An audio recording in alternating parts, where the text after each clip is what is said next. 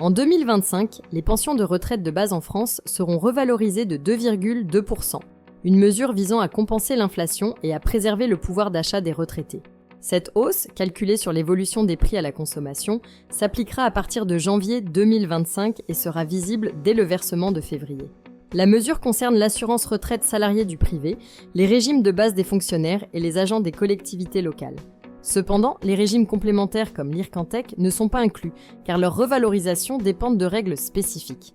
Cela limite l'impact global de cette augmentation pour les retraités, dont une part significative des revenus provient de ces régimes. Les effets concrets varient selon les pensions.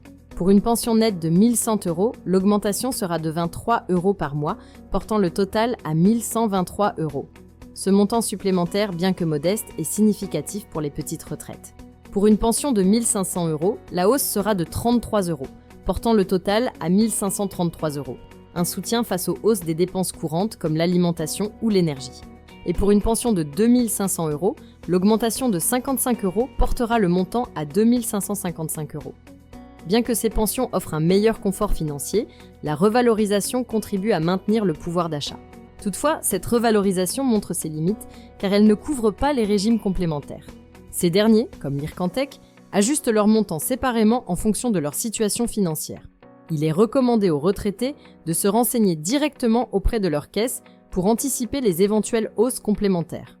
Pour mieux gérer leurs revenus, les retraités sont encouragés à consulter régulièrement leur relevé de retraite et à évaluer leurs besoins futurs, notamment via des épargnes ou investissements, pour maintenir leur niveau de vie.